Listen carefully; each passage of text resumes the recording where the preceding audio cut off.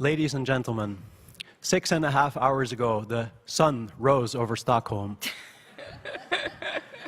It is fair to say at this point that all of us are ready for an invited talk.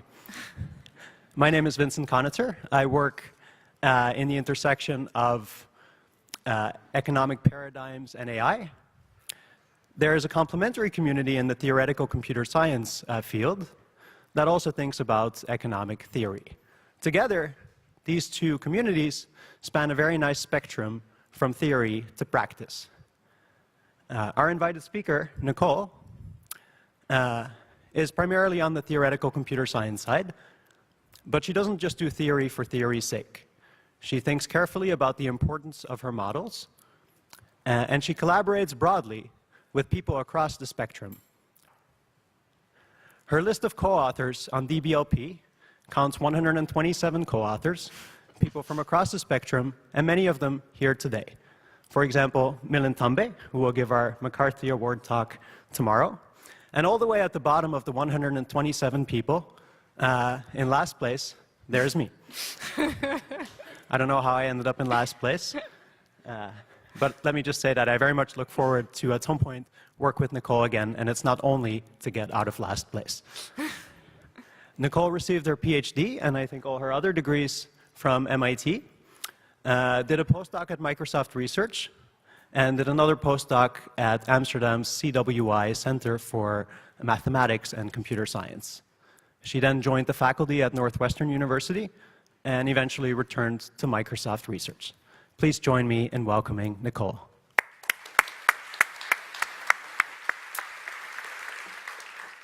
Hi, thanks so much for that introduction, Vince. I challenged Vince to be amusing, and I think he did a great job. So today, as Vince mentioned, my research area is the intersection of computer science and economics, primarily on the theory side.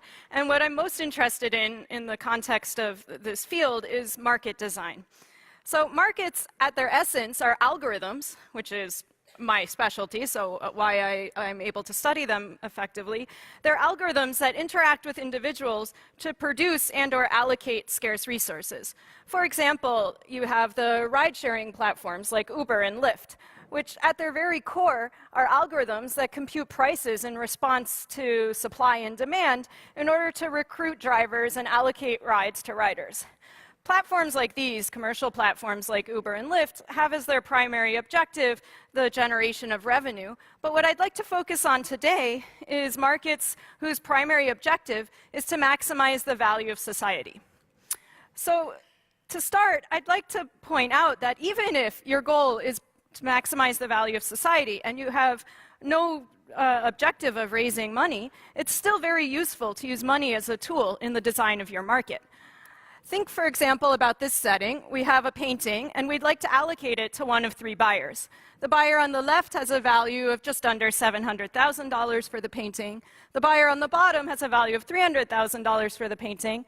And the buyer on the top right has a value of $700,000 for the painting. Now, there's three possible allocations here, right? I could give the painting to the buyer on the left, the buyer on the bottom, or the buyer on the top. And among these three allocations, the one that maximizes the aggregate value to the buyers is the one that gives the painting to the buyer on the top right, because that's the buyer who values it the most.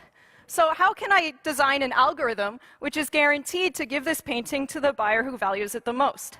I could try to just ask the buyers what their values are for the painting, but then, of course, everyone is going to inflate their value in an attempt to win the painting. So an alternative is to use money to basically fact-check the reports of the buyers and give some sort of proof of concept that they actually had the value they reported for the painting. One way to do this is through the use of an ascending auction. So the auctioneer will call out a sequence of raising prices, starting with, say, $200,000, and as the prices raise over time, the buyers will drop out of the auction when the price exceeds their value. So here the price has raised to $400,000, and the buyer with the value of $300,000 has dropped out of the auction. An auction will terminate when only one buyer remains. So here we see that the price has reached $687,750, only the top right buyer remains, and so the top right buyer is awarded the painting and is required to pay $687,750 for it, which, by the way, is the price for which this painting sold at the Christie's auction in New York City. So the very beautiful thing about this auction is that we ended up allocating the painting to the buyer who valued it the most. This didn't necessarily have to happen, right? The buyer on the left there didn't have to drop out of the auction when the price exceeded her value. She could have stuck around trying to outlast the buyer on the top right and thereby win the painting. But notice doing so would incur a cost for her because she'd end up paying an amount that's $700,000 for the painting, which is higher than her actual value for it. So it would be a bad deal for her. And this type of reasoning allows us to conclude that when individuals are acting to maximize their personal gain, the market will end up allocating the item to the individual with the maximum value. And notice that the use of payments, the use of money, was the key tool that allowed this algorithm to produce this outcome. Now, this algorithm is not specific to art auctions or even single item auctions. In fact, in a very general sense, variants of this auction can maximize the value to society in pretty much every market that I'm going to discuss today. So why then, you might ask, am I interested in running markets without money if we have this beautiful algorithm that uses money to get the optimal outcome? And there's several reasons I might want to do this. One is feasibility. It could be that it's simply technologically or financially infeasible for the market to pay or charge the market participants. One example of this is the market for road traffic. That is, which cars get to drive on which roads and when. Now, with current technology, it's very hard to track where every car is at every point in time, which is the information we would need in order to optimally charge payments to induce the optimal routing of traffic. Some countries are approaching this sort of technology. Singapore is a great example. But it's still technologically challenging. And so instead, traditionally, we've used congestion instead of money to route traffic. In other words, instead of charging users or drivers to drive on high-demand roads, we can simply count on drivers to avoid traffic jams. So does this cause us to have the optimal routing of traffic? Well, we'll see. Another market where it's potentially difficult to charge or pay users for participating is the market for online content. Here I have in mind online platforms where users provide data to the platform, and then the platform generates value out of the data that the users have provided. So how can the platform incentivize the users to provide data? Well, many of them listen to the advice of Napoleon Bonaparte, who famously said, "Give me enough medals and I'll win you any war." And so what they do is they create medals, or since they're online, virtual medals, i.e. virtual rewards, that they hand out to users in exchange for the user contributions. So instead of paying users money to provide content, they pay them with these virtual rewards, which in essence confer fame upon the users for the content that they've provided. Another reason you might want to avoid using money in the design of markets is repugnance. So one example that comes to mind immediately is the market for presidents.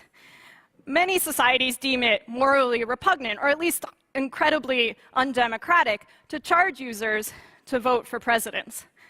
And so instead of charging users money to participate in elections, we allocate to users votes, and then we ask them to signal their preference among the candidates using this scarce resource, i.e. their vote. Another market where we've decided it's repugnant to use money is the market for schools. So education is a basic human right, and traditionally, so therefore we don't want to charge people for access to education. But traditionally, you went to school in the neighborhood, at the neighborhood school, to the school that's closest to where you lived.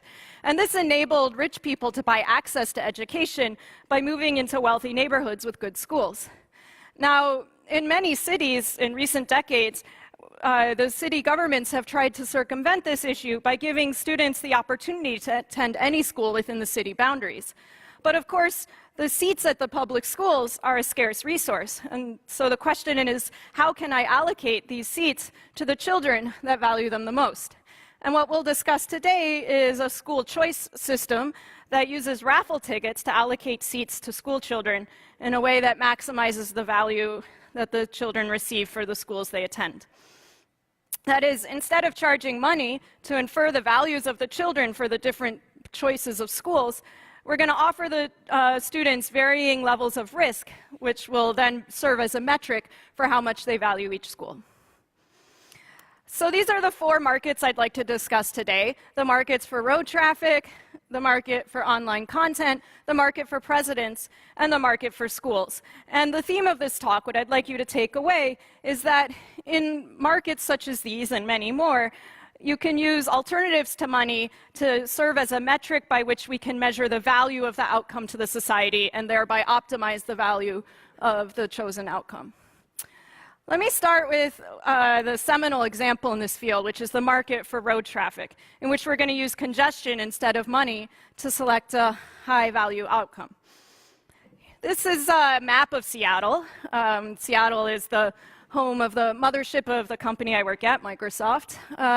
On the left, we have downtown Seattle, where all the cool kids live. And on the right, we have the east side. In particular, Redmond is on the upper right of this map, and that's where most of the Microsoft offices are located. Now, you can see that to get from Seattle to Redmond, you have to cross this lake, and there's essentially just 2 options for doing so. You can either cross on 520, which is the highway to the north, or I-90, which is a highway to the south. And this picture shows the congestion of these routes during rush hour on some particular day.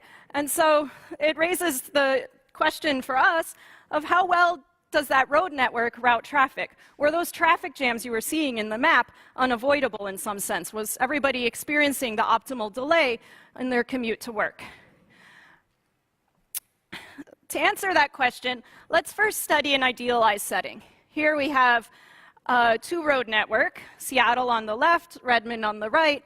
On the north, we have the Highway 520, and on the south, we have Highway I-90.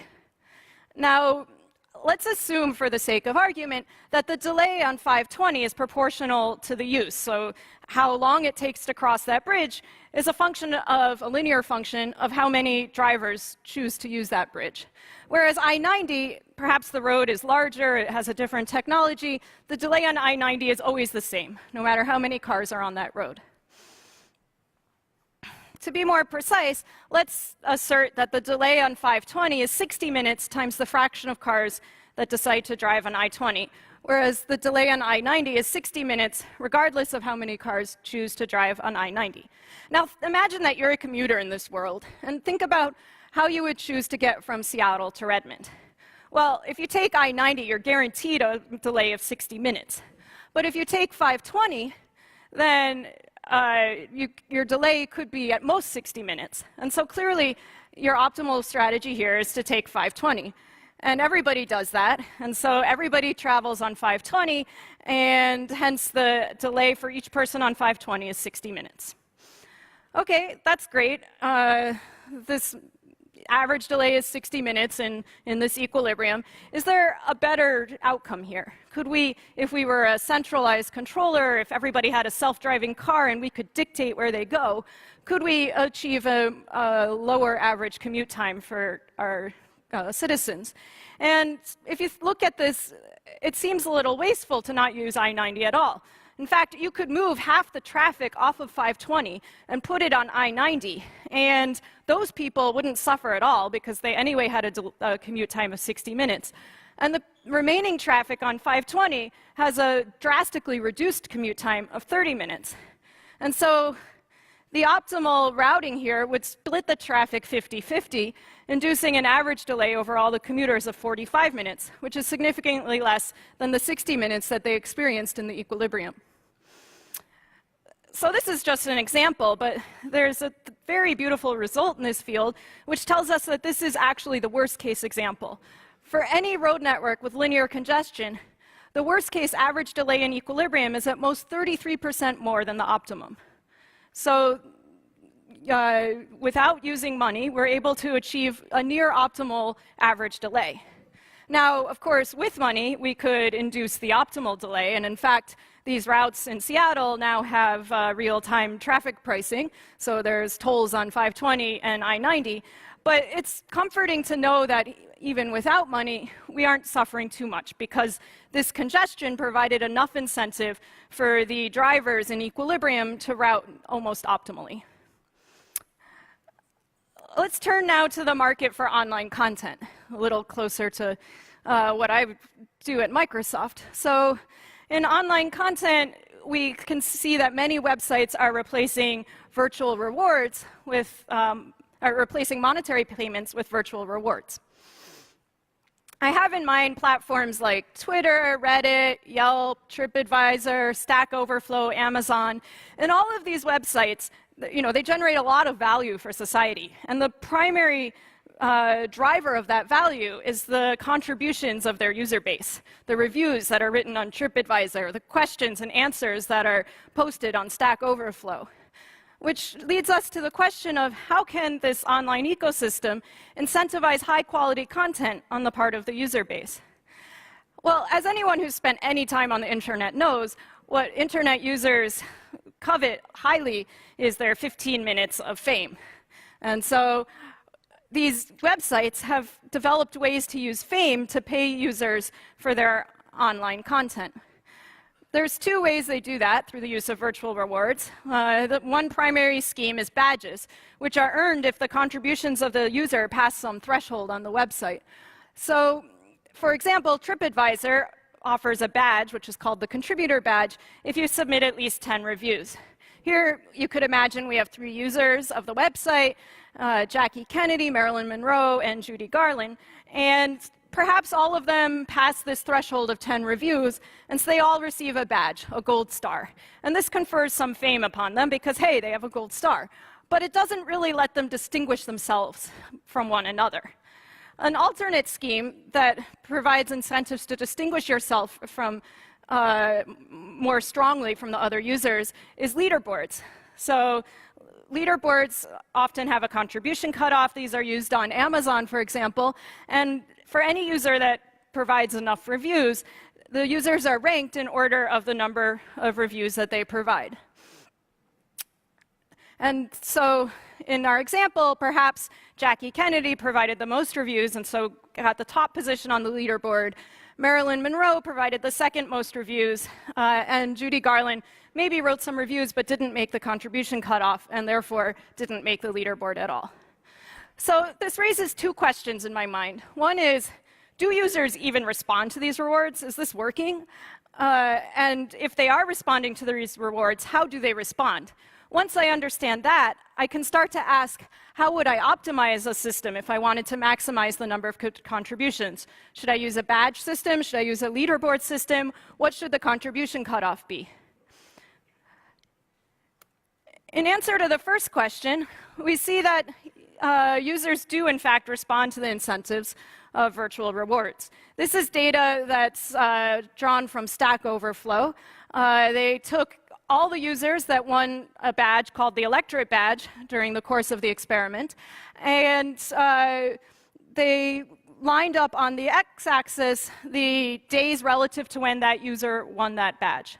On the y-axis, we have the total number of actions that the users performed in aggregate on each day relative to when they won the badge.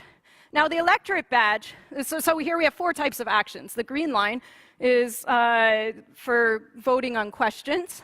The yellow line is for voting on answers. The red line is for asking questions, and the blue line is for answering questions.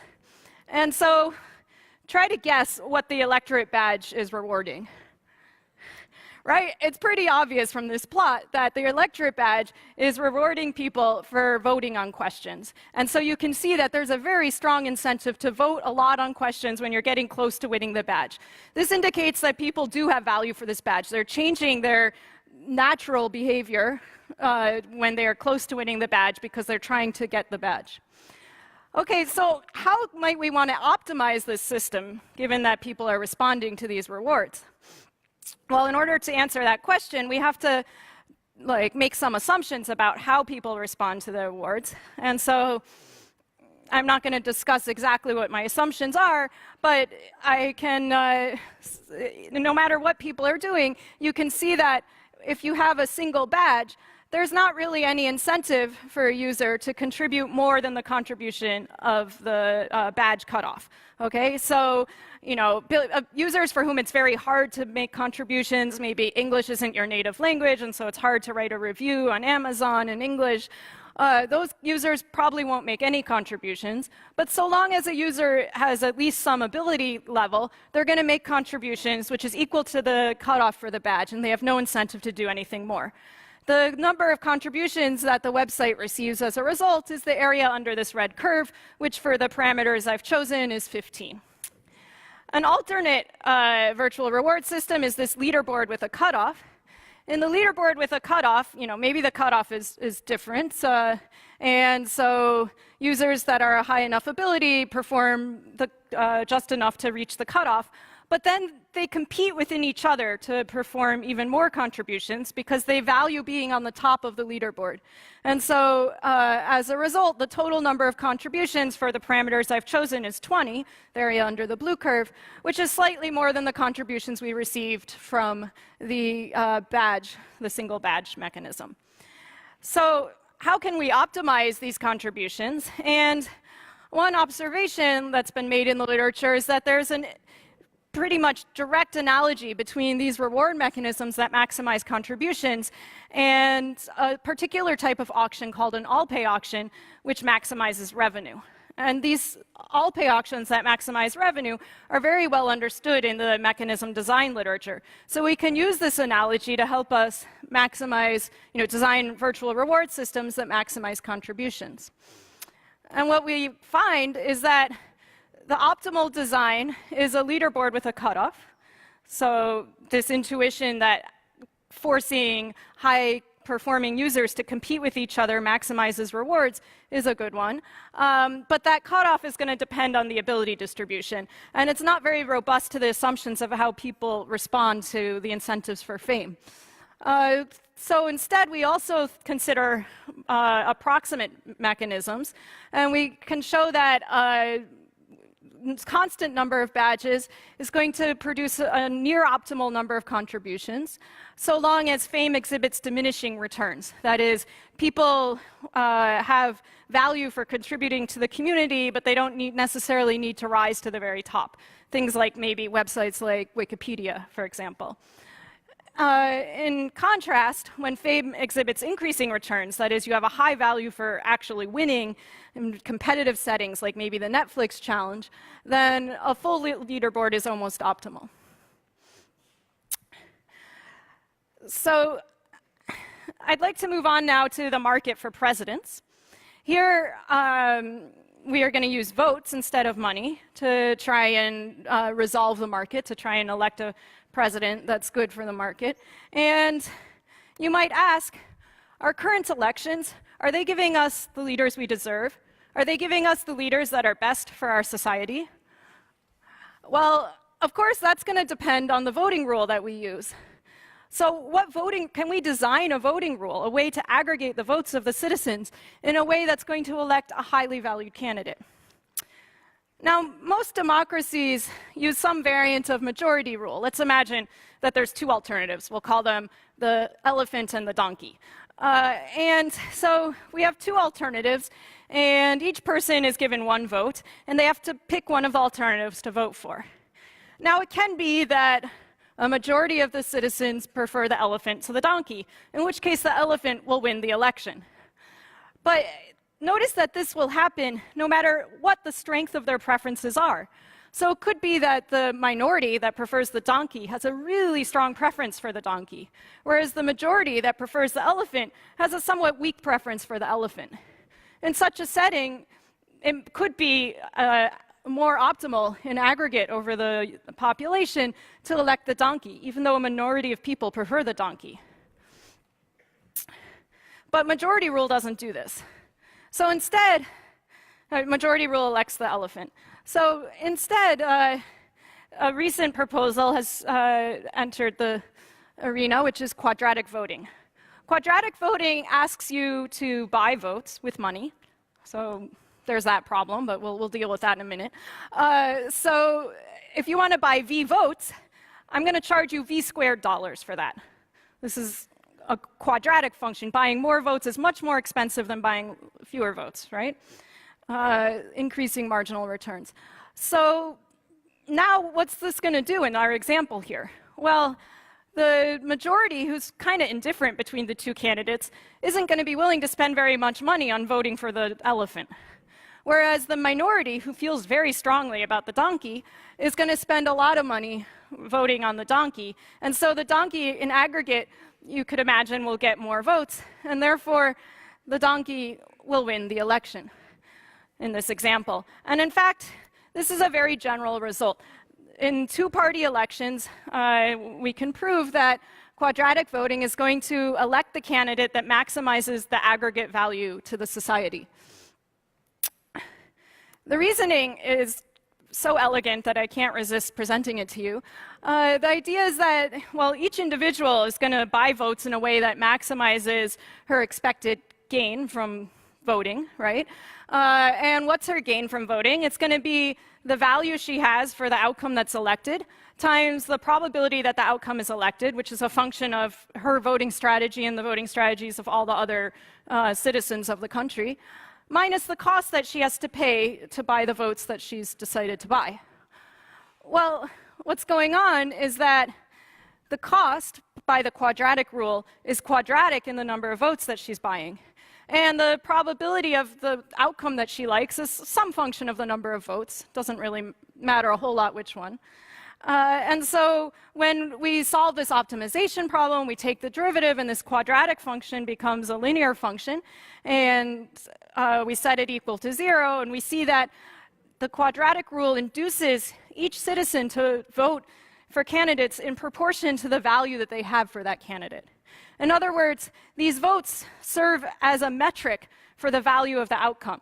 And so the candidate with the most votes necessarily has the greatest value to the society. This idea, as well as many others, is eloquently elaborated in a recent book by Eric Posner and Glenn Weil called Radical Markets. It's a very easy read. I highly recommend it. So they discuss quadratic voting, as well as different immigration policies and property rights and things like that. In the context of that book, as well as some related journal articles, Glenn and co-authors prove this theorem that I sketched on the last slide, that the most valued candidate is going to win in equilibrium in a two-candidate election. This result can be extended to elections with multiple candidates, but both of these points require us to have people buying votes with money. If we want to get rid of the money, instead we can allocate people points that they can spend on candidates. And if there's a lot of choices on the slate, then this point system will induce people to have to make trade-offs between voting for their most preferred and second most preferred candidates. And so the results, it's very technical, but the results of the setting with money will carry over to this setting as well.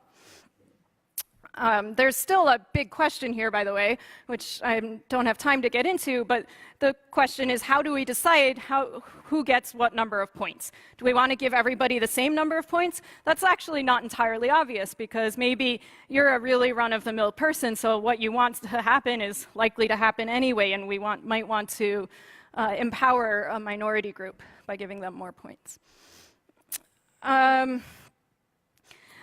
So the last market I'd like to discuss today is the market for schools, in which I'm going to use raffle tickets instead of money to allocate school seats. And the idea behind using raffle tickets is that you can understand by asking people to risk something. As Calvin says here, you learn how much you value something when you're asked to risk something for it. So we can ask people to risk their seat at one school in order to get an allocation at another school, and that will let us tease apart the strength of their preference for the one school over the other. So I'd like to do a little bit of a deep dive into this setting in the remainder of my time. The results that I'm going to present are asking what's our effective school choice programs, and they're contained in a paper by myself and colleagues Brendan Lucier, Josh Molnar, and Glenn Weil in Wine of last year. The paper deals with a general setting of matching markets, but for the context of this talk, let's just focus on the school choice setting. So in the school choice setting, we have a set of students. These are the kids that live in some city, and each student has a preference over the schools. Maybe you're skilled at art and you'd like to go to a school that has a visual arts program or an orchestra, or maybe you prefer math and you want to go to the team with the school with the good Olympiad teams. And then there's also a set of schools, and the schools have capacities. That is, every year some kids graduate, so they have some vacant seats that they can fill. And the schools also traditionally have priorities over the students. So these priorities can come from things like, you have a sibling at this school, and now the government has decided to give you a priority at that school because it's easier for your parents to drop both kids off at the same school. Or maybe you live within the walk zone of the school. So given this combinatorial structure of preferences, priorities, and capacities, the school choice system asks us to come up with an assignment of students to schools that respects the capacities. I'm going to immediately make two simplifying assumptions that are, I think, fairly weak. The first is that the priorities are generally very coarse in school choice settings. And so I'm going to ignore them altogether and assume everybody has equal priority at every school.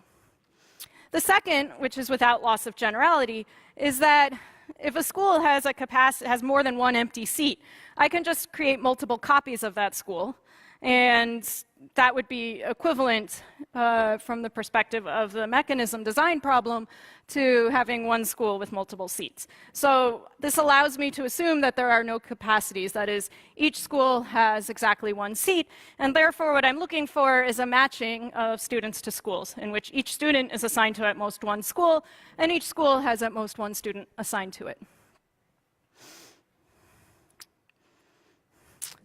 So the algorithm that I'm looking for now is a lottery over assignments of students to schools that respects the capacities. That is, no school gets more than one student in my formulation. And so we should think very carefully about what we would like the properties of such an algorithm to be. What are the desirable properties that you want out of a school choice system? So several things might come to mind. Perhaps one of the first things that comes to mind is fairness. This is quite vague. I don't really know what people mean by fairness, but you could imagine fairness means we give as many people their first choice as possible, or if there are priorities, maybe we don't give someone who has a lower priority a seat at a school where someone with a higher priority wanted it. So there's fairness considerations. Another property that we might want out of a school choice mechanism is simplicity. So we need these parents to be able to navigate this system, right? They have to be able to decide how to interact with the algorithm, what they should state as their preferences. And this can be, depending on how we design this algorithm, this could be a very complicated problem for the parents to solve. One of the postdocs at Microsoft who worked with the Boston City school system to redesign their school choice program was told at one of the PTA meetings that there's no algorithm should ever be proposed that can't be explained to a fifth grader. So I like that as a metric for simplicity. So those are two sort of desirable properties. But the one that I'd like to focus on, in keeping with the theme of this talk, is value. So here, it's difficult to compare across students. How do I know that your kid's, desire to go to school A is stronger than some other kid's desire to go to school A? Comparing across students requires me to make value judgments about the outcome of one student versus the outcome of another student. But I can definitely compare within students. I can say that your value for one school is twice as much for your value for another school. And that's a well-defined comparison because there's a common currency here, your value for a school. Whereas when I try to compare across students, there's no longer any common currency. I don't know how to compare your utils for another person's utils. And so in settings like these, the right sort of metric when you're talking about value is what we call Pareto efficiency. That is, I'm going to look for lotteries in which there's no way to improve the match for some student without harming the other students. Here's an illustration of this definition. I have, and I'm going to work with this example throughout the talk, so it's useful to understand it. I have two students that are triangle types. The triangle type student likes school 1 at a value of 10 utils, school 2 at a value of 2 utils, and has no value for school 3. The circle type student, of which there's one in the school system, has a value of 7 for school 1, 5 for school 2, and also 0 for school 3. So they all value the schools in the same way, but the triangle students have a very strong preference for school 1, and the circle students kind of indifferent between school 1 and school 2. Here's one lottery that we can use to assign the students to the schools. I can just do it uniformly at random. Everybody has an equal chance at every school. This gives each person a 1/3 probability at each school, and if you do the calculation, you'll see that the resulting expected utility is 4 utils for each student at each school. But this, if you think about it, is kind of dumb, because the circle student didn't really care whether she went to school 1 or 2, whereas the triangle students had a strong preference for school 1. And this suggests an alternate lottery in which we just give the circle students school 2 and then randomly allocate school 1 among the triangle students. The probabilities in this alternate lottery are 1/2, 0, 1/2 for the triangle students and 0, 1, 0 for the circle students, resulting in an expected utility of 5 for each student, which is larger in a within-student comparison than the prior lottery, which gave each student an expected utility of 4. So the question is, can we find an algorithm that produces this lottery? An algorithm that's commonly used in the school choice literature is deferred acceptance, or maybe you know it under the name of stable marriage or Gale-Shapley. In this algorithm, every student is going to iteratively apply to the schools in order of their preference, and the schools are going to tentatively accept students in order of priority. Now, remember, I got rid of priorities, and so what I'm going to do and what is actually done in practice is random tie-breaking to decide who has priority at which school. So maybe, for example, the circle student has higher priority than the triangle student at the first school, and therefore, in the first round of deferred acceptance, everybody's applying to their first choice school, and the top school prefers the circle student, so it rejects the triangle student and accepts the circle student. Now the triangle student goes on to apply to his second choice school, which in this case is the last one, applies there and has a higher priority than the diamond student, and therefore is accepted, and the diamond student who was tentatively accepted in the first round is now rejected, resulting in this allocation. Now, one thing to notice about this algorithm is that it doesn't ask the students anything about the strength of their preferences for the schools. And so in this setting that we've been studying so far, the students have the same ordinal preferences over the schools, and so they look identical from the perspective of this deferred acceptance algorithm. Therefore, by symmetry, the random tie-breaking rule is going to induce the uniform random lottery among these students, and each student will get a util of 4, which we already saw was not optimal. Can we improve upon this? Here's an alternate mechanism, which is called the Boston mechanism, or the immediate acceptance mechanism in the literature. It's called the Boston mechanism because it was actually in use in Boston school districts until 2005. In this mechanism, it works exactly like deferred acceptance, except that students irrevocably are accepted to the schools when they apply to them. So if we break ties in the same way as before, the first student is going to apply to the triangle and circle students are going to apply to the first school, in the first round. And that school is going to irrevocably accept the circle student who it likes better. Simultaneously, the last school is going to irrevocably accept the diamond student who it also likes better. And so both of those seats leave the market. And what you can see is that by applying to the first school, the triangle student lost her chance of a seat at the second school. So this suggests the following mechanism, which is a simplification of the Boston mechanism. It's like running one round of the Boston mechanism. I give each student a ticket, and each school has a bucket. The students can throw the ticket in the bucket of the school, whatever school they want, and then the mechanism is going to allocate seats by drawing tickets from the buckets. Let's think about how this single ticket raffle, or the first round of the Boston mechanism, operates in our running example. Let's suppose, for the sake of argument, that the two triangle students put their tickets in the bucket of the first school. What should the circle student do? Well, if she puts her ticket in the bucket of the first school, she'll get just over 1/3 of 7, or just over $2, 2 utils. Instead, she could put her ticket in the bucket of the second school and receive 5 utils for sure. And you can similarly check that the triangle students most want to put their tickets in the bucket of the first school. And notice that this induces the lottery we saw was better in the beginning of this section of the talk. That is, each student gets a util of $5. And the basic mechanism at work here is that students have to risk the second choice, their allocation at the second choice school, in order to apply to their first choice school. This lets us prove a theorem, which is that the single ticket raffle is approximately optimal. And in fact, raffles are going to be approximately optimal in any school choice setting, and also, by extension, related mechanisms like the Boston mechanism are approximately optimal in school choice settings, in this sense of Pareto efficiency.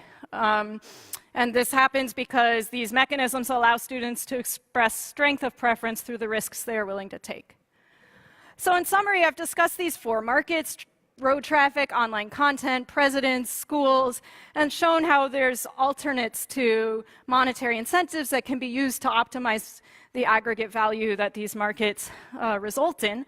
There's many other markets where we need to run the market without access to currency. Things like public housing, online dating, social networks, cryptocurrency, the market for personal data. That's, I think, going to be a big thing in the future given the recent GDPR laws. And so in all of these settings, I'd encourage you to think about how you can replace monetary incentives with alternatives like scarcity, risk, fame, and time. So that concludes my talk. I just wanted to take a moment to credit all the wonderful 20th century American artists that I used throughout the talk, and also thank you for listening.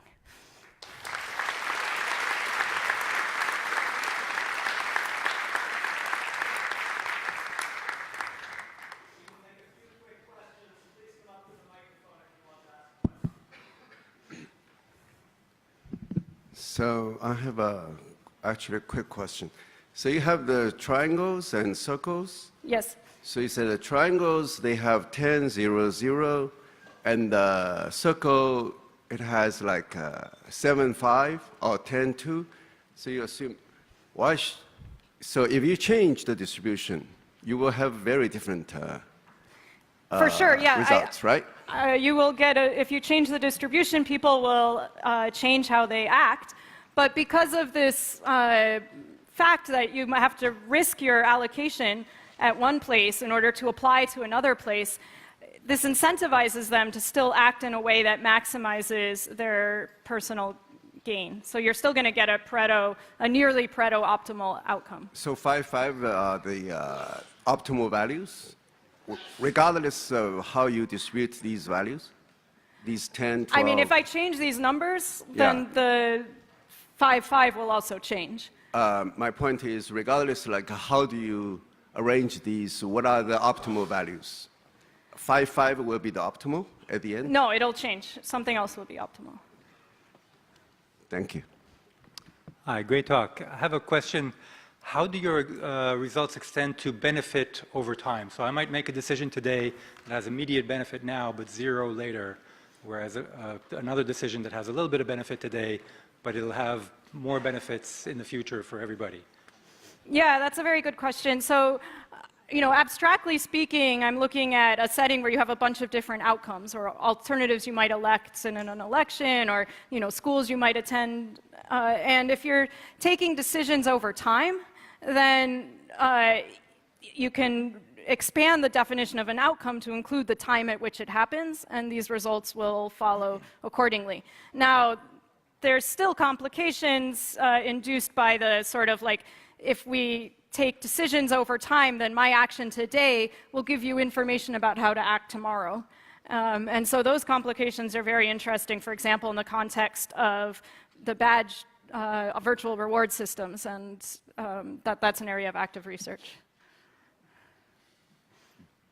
Can you elaborate a bit about the F of V that you had there in the quadratic voting? Sure, setting? So yeah. what's the function of affecting the outcome as a function of the votes? I didn't specify the function. I want it to be something that's increasing with, let's imagine there's just two alternatives to make this easier to talk about. So now the votes we can, as the winning alternative gets more and more votes, it should have a higher and higher probability of winning. This could be a step function. It could be that so long as I have at least one more vote than you, I win for sure. But so long as it's some sort of increasing function like that, this theorem will follow. So it's like the probability that my vote will be pivotal for affecting the Exactly, outcome. yes, exactly. So when you do this derivative, I didn't write the proportionality constant here, but that would be the marginal pivotality of a single voter. Right, so it's like, okay, thank you.